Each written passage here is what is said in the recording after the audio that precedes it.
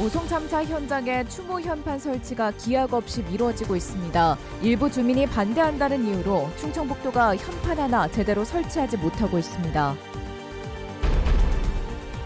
전국의 농촌 지역이 인구 소멸을 걱정하는 가운데 혁신도시가 있는 음성과 진천은 인구가 크게 늘고 있습니다. 두 지역 모두 시승격을 추진하고 있습니다. 수능시험 원서 접수가 오는 21일부터 시작됩니다. 올해부터 달라진 점과 주의해야 할 점을 살펴봤습니다.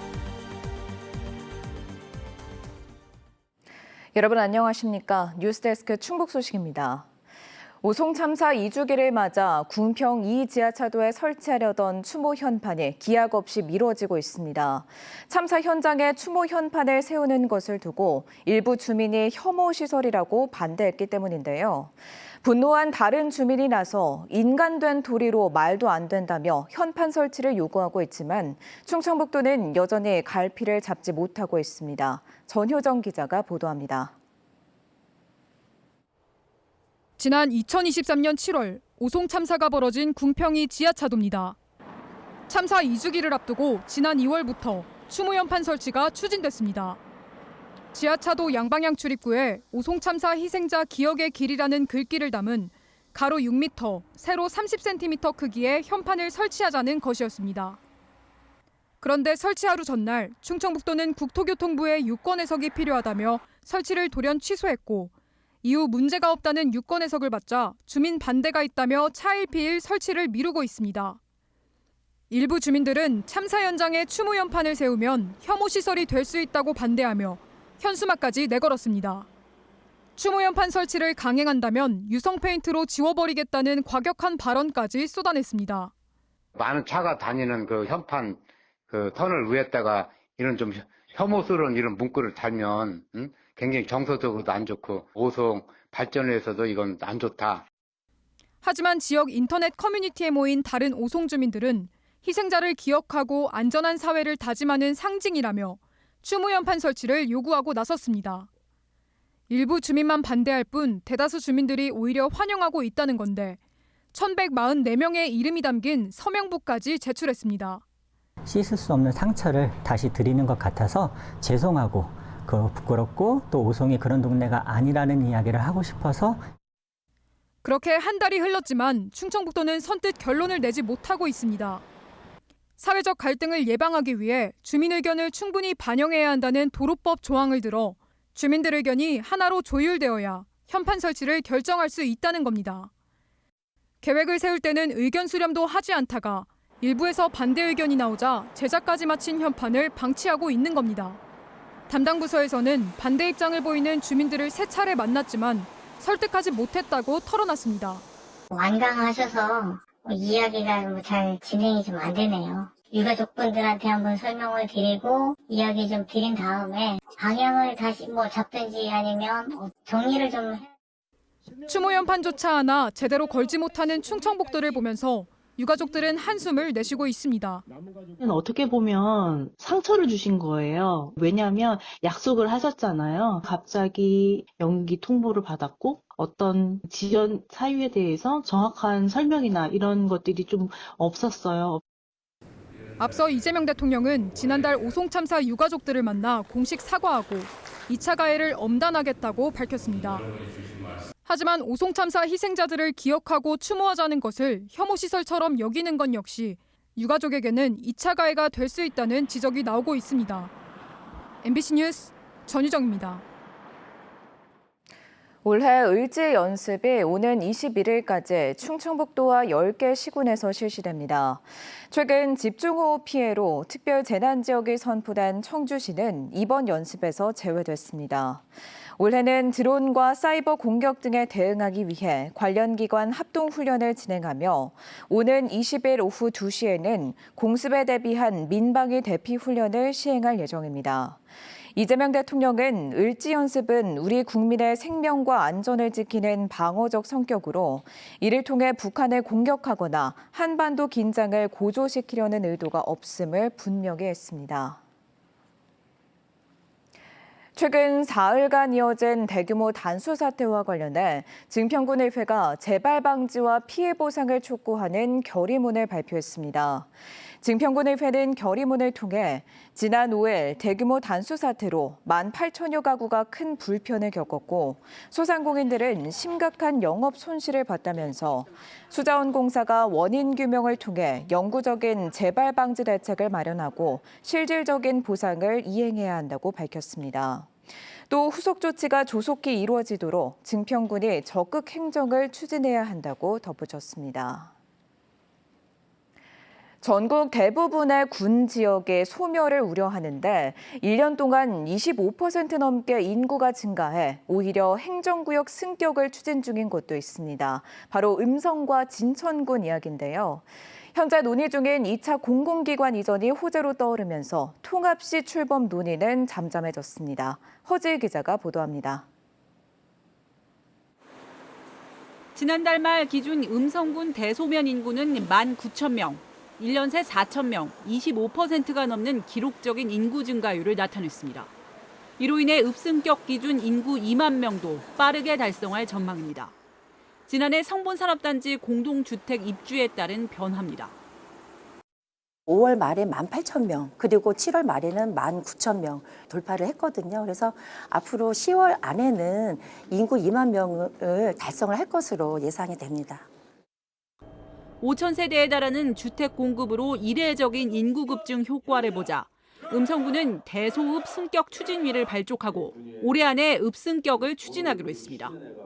정부가 외국인 전입 인구도 읍면 승격 기준에 포함하는 방안을 추진 중이어서 충북 군 지역에서 외국인이 가장 많은 음성군은 독자 시승격도 앞당겨질 것으로 기대하고 있습니다.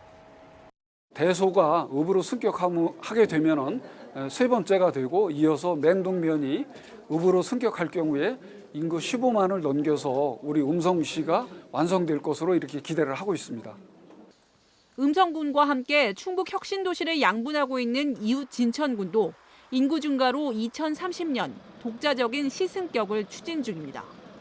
이런 상황에서 정부의 공공기관 2차 이전 추진은 두 지자체의 청신호로 받아들여지고 있습니다. 정부는 연말쯤 이전 계획을 확정할 것으로 보이는데 공공기관 30개 유치를 목표하는 충북에는 혁신도시의 공공기관 클러스터 용지 5개 필지, 약 30만 제곱미터가 남아있어 입주 후보지로 검토될 수 있습니다.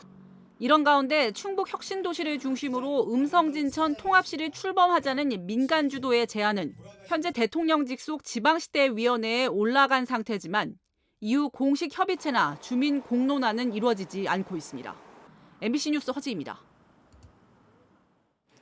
호화 연수와 관련해 교비 유용 의혹을 받는 충북 도립대 교수들이 징계 처분에 불복해 소청 심사를 청구했습니다.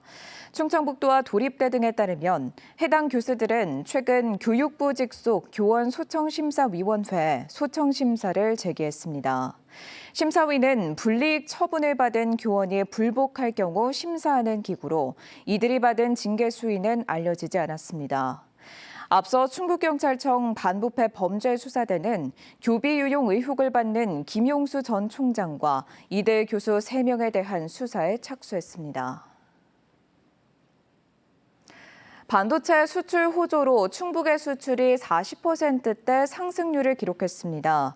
지난달 충북의 수출액은 29억 4,200만 달러로 1년 전보다 40.8% 증가해 청주세관이 조사한 2022년 이후 가장 높은 상승률을 보였습니다.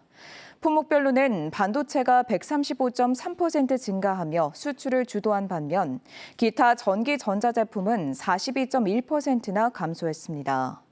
같은 기간 수입은 6억 6,600만 달러로 22억 7,600만 달러의 무역 수지 흑자를 기록했습니다. 대입 수학 능력 시험 원서 접수가 오는 21일부터 시작됩니다. 올해는 온라인 사전 입력이 확대되면서 원서 쓸 때 주의할 점이 많은데요. 사회탐구 과목에 이과생들이 몰려 막판까지 과목 선택을 고민하는 학생들도 적지 않다고 합니다. 신병관 기자의 보도입니다. 수능 원서 접수를 앞두고 충북교육청의 졸업생들의 전화가 이어지고 있습니다. 온라인 사전 입력이 올해부터 전국적으로 확대되면서 학교를 방문해야 하는지 확인하는 내용이 대부분입니다. 온라인에서 원서를 작성하고 수수료까지 납부했더라도 군인 등 일부를 제외하고는 졸업생은 출신 학교, 검정고시 합격자와 다른 시도 고등학교 졸업자 등은 주소지 교육지원청을 방문해 접수증을 교부받아야 합니다. 최종 접수처에 가서 접수를 확인받고 그리고 접수증을 교부받음으로써 모든 원서 접수 절차가 끝난다고 말씀드릴 수가 있겠습니다. 올해 최대 변수인 이른바 사탐론, 사회탐구 과목에 이과생들이 몰리는 현상은 원서 접수에서 그대로 나타날 전망입니다. 특히 원서 마감인 다음 달 5일 이틀 전에 마지막 모의평가가 치러지는 만큼 일부 학생들의 경우 원서 제출 직전까지 선택 과목을 고민할 가능성이 있습니다. 하지만 올해는 일찌감치 과목을 바꾸고 준비해온 학생들이 많아 9월 모의평가가 만족스럽지 않다고 막판에 과목을 바꾸는 것은 위험하다고 입시 담당 교사들은 조언합니다. 9월 모의고사 후에 탐구 과목을 바꾼다라면 기존에 공부했던 친구들하고 갭이 더 벌어지기 때문에 본인을 믿고 공부했으면 좋겠다라는 말을 다시 한번 강조하고 싶습니다. 자신이 지원하려는 학교의 필수 선택 과목 등을 원서 접수 전 마지막으로 한 번 더 확인하는 것도 중요합니다. 원서 접수가 끝나면 다음 달 8일부터 바로 수시 원서 접수가 시작됩니다. 과학탐구 지정을 완화하는 추세지만 완화된 학교로 학생들이 몰릴 수 있어 지원 전략 수립이 더 중요해졌습니다. 충북교육청은 다음 달 12일까지 학생과 학부모를 상대로 수시 상담을 집중적으로 실시하고 2차례에 걸쳐 수시 모의 면접도 제공할 예정입니다. MBC 뉴스 신병관입니다. 청주페이로 지급된 민생회복 소비 쿠폰의 최대 소비처가 음식점인 것으로 나타났습니다. 청주시가 지난달 21일부터 지난 5일까지 청주페이로 지급된 민생회복 소비 쿠폰의 사용처를 분석한 결과 일반 음식점이 24%로 가장 많았고 슈퍼마켓과 편의점 등이 뒤를 이었습니다. 2, 3위인 슈퍼마켓과 편의점 비율은 각각 한 자릿수에 그쳐 1위 음식점과 큰 격차를 나타냈습니다. 현재 청주시의 민생회복 소비 쿠폰 지급률은 97.68%입니다. 충주시 엄정면 원곡리 일대 추진 중인 산업 폐기물 소각 건조 시설을 두고 주민 반발이 커지고 있습니다. 충주시는 지난 6월 하루 96톤 규모의 소각 시설을 짓겠다는 민간 폐기물 중간 처분업 신청서가 들어오자 검토에 들어갔습니다. 이에 대해 주민들은 환경 및 건강 피해가 우려된다며 반대 추진 위원회를 구성해 충주시청 앞에서 릴레이 시위를 이어가고 있습니다. 주민 반발이 거세지자 충주시는 애초 통보 기한인 이달 초를 넘겨 다음 달쯤 결론을 낼 것으로 알려졌습니다. 공무원을 사칭해 물품 대리 구매를 유도하는 사기 시도가 잇따르며 충주시가 주의를 당부했습니다. 충주시에 따르면 최근 들어 전화 사기범들이 저소득층 지원 사업의 납품업체로 선정하겠다며 지역 업체에 전화를 걸어 쌀과 안경 등 물품 대리 구매를 유도하고 있습니다. 충주시는 의심스러운 전화나 요구가 있으면 반드시 시청에 확인하고 경찰에 신고해 줄 것을 강조했습니다. 오는 10월 부산에서 열리는 제106회 전국체육대회에 참가하는 충북 선수단이 1,711명으로 확정됐습니다. 대한체육회 참가 신청 마감 결과 충북은 50개 종목에 선수 1,209명과 임원 502명 등이 참가해 지난해보다 50명 정도 선수단 규모가 늘었습니다. 하지만 선수층이 얇은 육상 트랙과 근대 5종, 수영, 다이빙, 요트 등은 출전하지 않기로 했습니다. 충북체육회는 2달 앞으로 다가온 개막에 대비해 막바지 경기력 강화에 힘쓸 계획입니다. 청주 도심 교차로 공간 개선으로 평균 지체 시간이 최대 14초까지 줄어든 것으로 나타났습니다.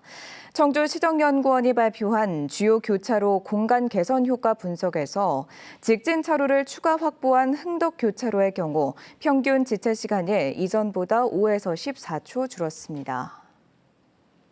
뉴스 마칩니다. 고맙습니다.